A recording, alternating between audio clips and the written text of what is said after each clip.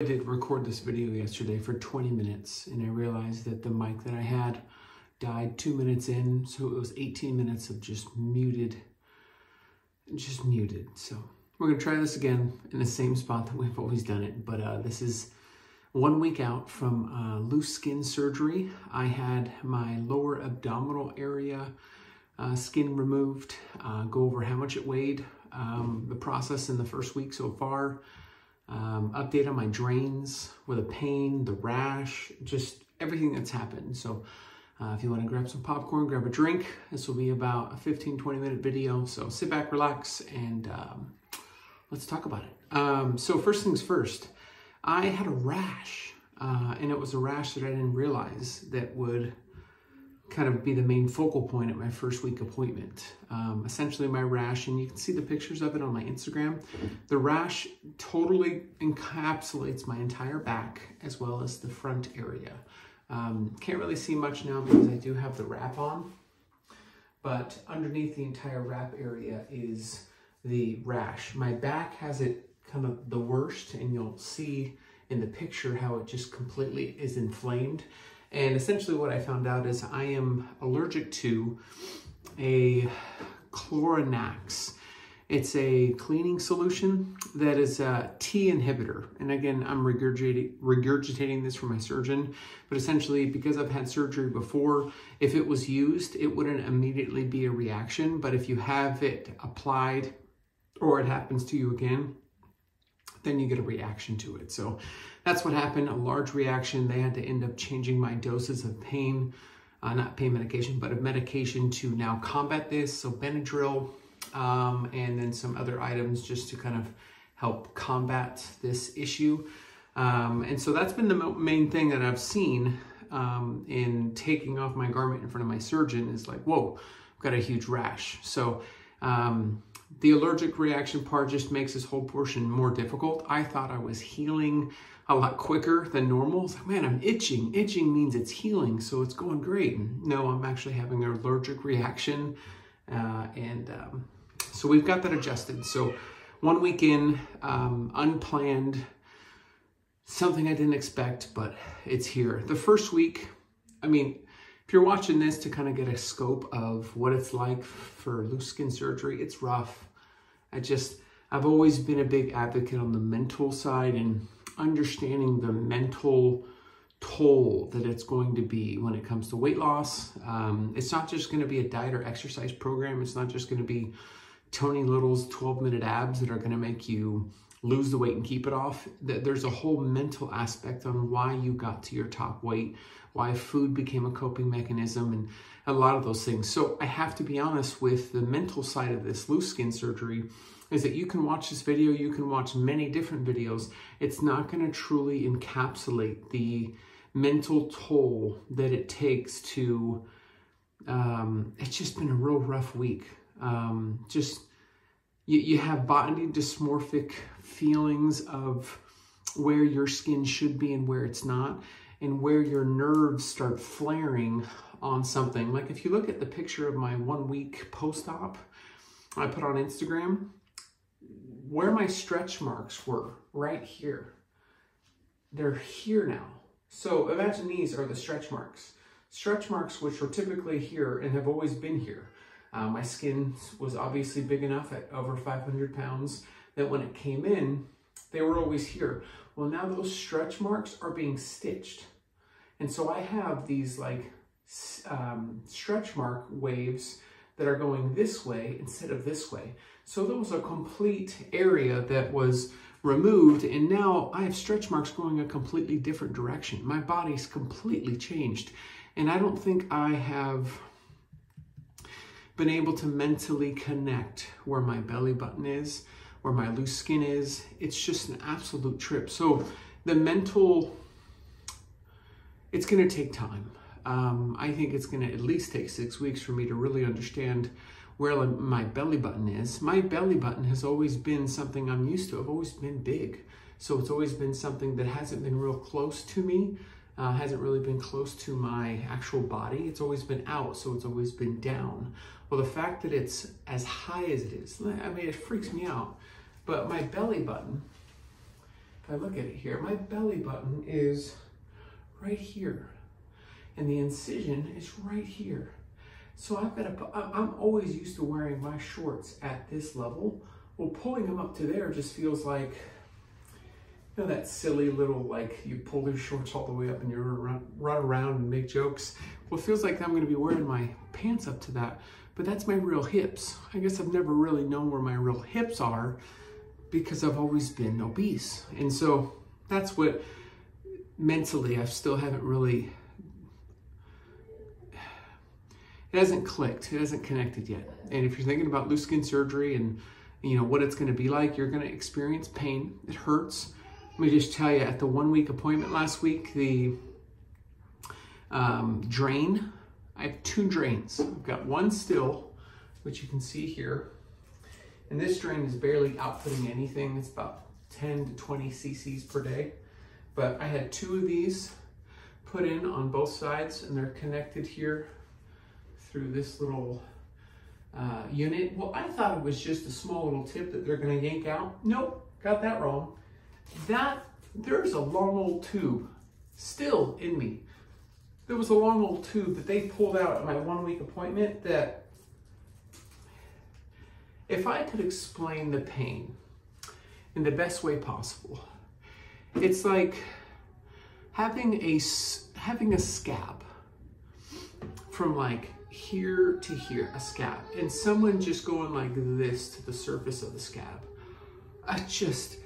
It puts the hairs on the back of your neck up. It's just an take pain medication. Might not do much about it, but do what you can to put yourself in the most sedative state during that appointment, that drain pull, because it's just an unreal feeling. It hurts. It's painful. It really, really is. This one's going to be coming out next week. And I'm not looking forward to that portion, but the drain itself is a horrible, horrible pain, but there's a tube like that much still there collecting whatever it's collecting. And the problem that I have with my drain is that when they started taking the tape, and can I just say first, the doctor was very worried about the anxiety that I was carrying with this. Like, it was almost like she was treating me like I'm 3 weeks out from the surgery and I'm only 1 week out. Like, I'm sensitively getting up, I'm sensitively making moves, and it just seemed like I was doing extra. And I'm like, what do you mean? Like, what do you mean? I got pinches, I got pulls, I don't want to open it up, I don't want to do, like, and so my wife had to help me through a lot of it, and the way I was hunching and crouching and stuff like that. It seemed like it was a little bit extra for them. So my doctor was like, I think we need to put you on some Valium for some anxiety meds, because I think you got a lot of anxiety connected to this. And I guess she doesn't understand what it's like being obese, morbidly obese your entire life, and the fact that you have 12 pounds. So we'll get right in. I had 12 pounds of loose skin just here. So just here, 12 pounds of extra skin was taken. And the fact that that's taken, and all of a sudden, there's not a Dunlap there anymore. And Dunlap meaning my stomach always Dunlap over my shorts, over my belt. I always had a Dunlap. I always have, and now it's just a straight shot. And so there's such a mental difficulty to connect that and to connect those dots, and that she started really going into, you've got a lot of anxiety with this, and is going right into prescribing me Valium with it. And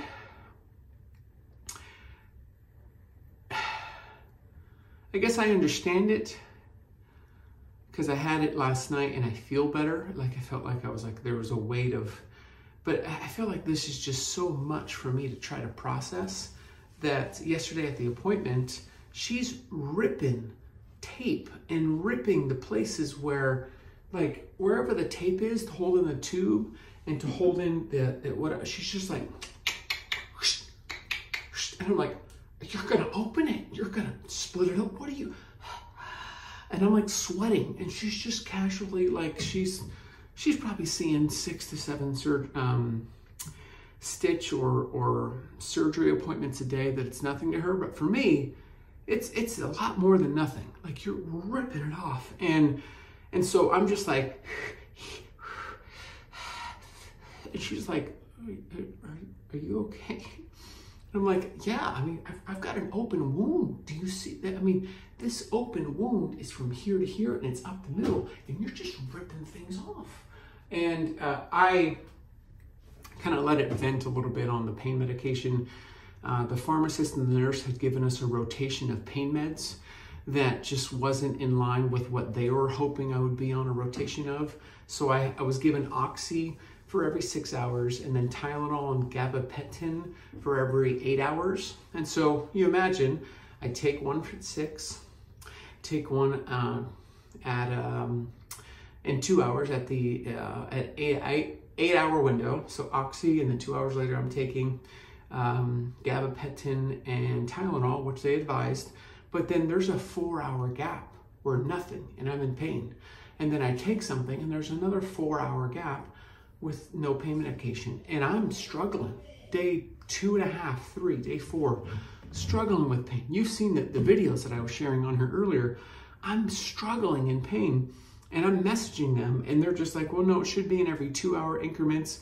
Well, once we finally get clarification on what these intervals and what I should be taking at what time, and I shouldn't be doing the gabapentin with it, even though I was instructed to do so, got that all figured out. I probably had one night of decent sleep, not decent sleep, because it hasn't been decent, but like, okay, I'm numb.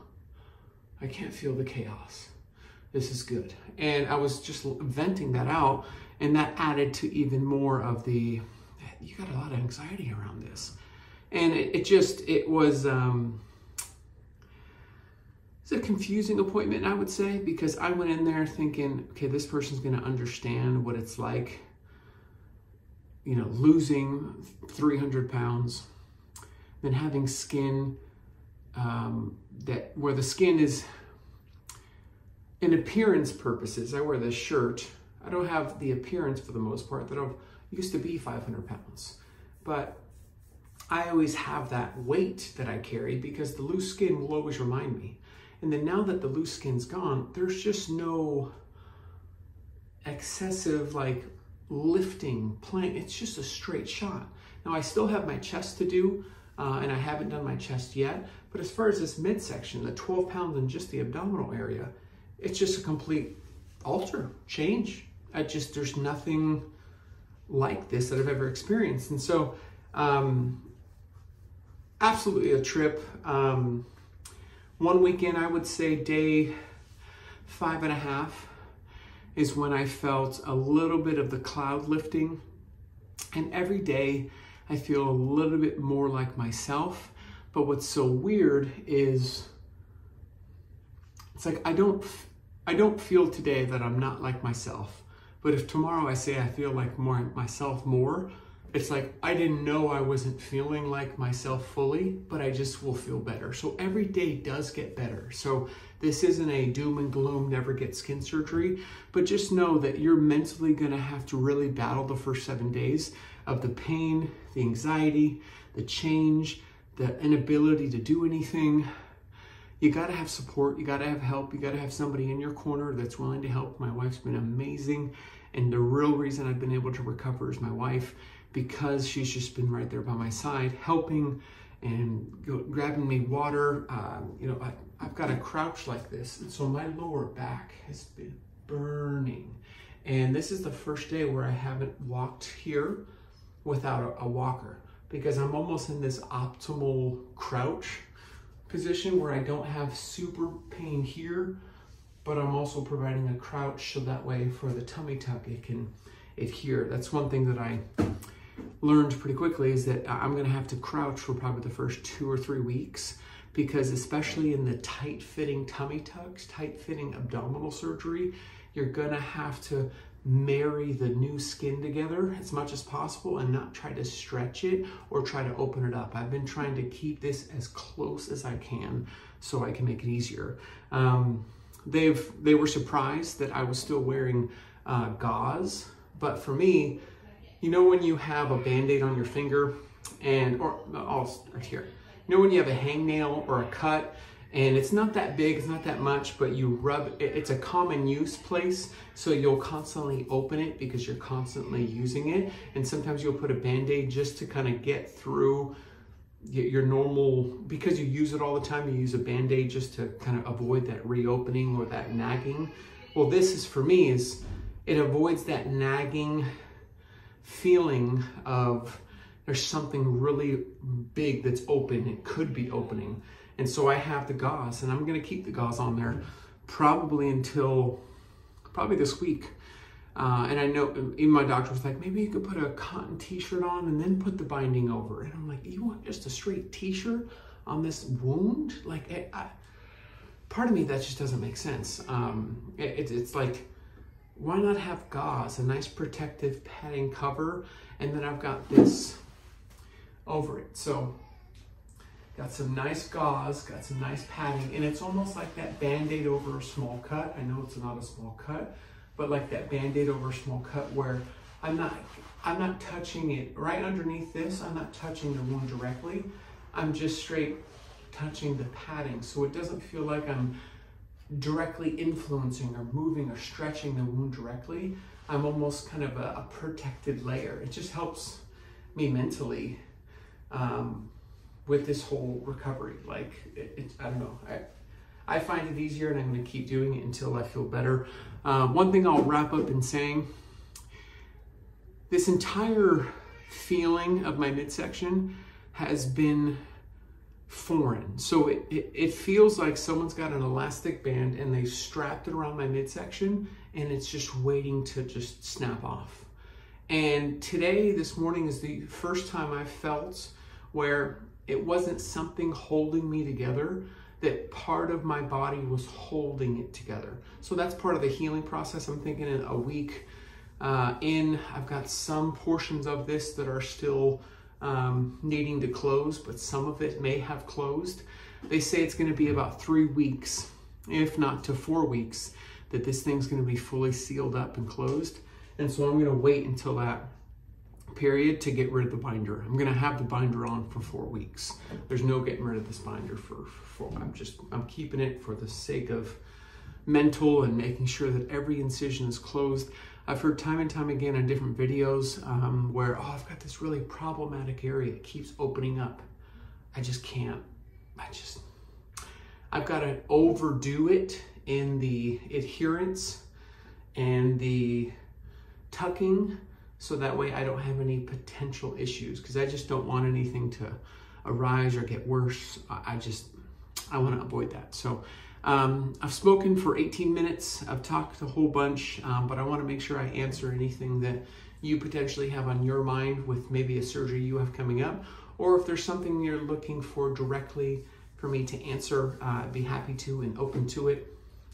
But as of right now, I'm not fully healed. Obviously, I'm a week out, but this is where I'm at. You can kind of see where my excessive chest still is. It's wrapped underneath here. That's my next surgery that I'm hoping for. I don't know when I'm going to be booking it, but I'll be reaching out to my surgeon's office and hopefully getting that done this year, so that way when this is done, it's done and it's finished. So I will keep you updated as I progress and start showing different pictures on my Instagram as the wound begins to heal and close up. But today feels a little bit more easier to be out and about, and it's a week out. So hopefully you find this informative, and I'll be open to talking to anything if you have questions about in a future video. Talk to you soon. Take care.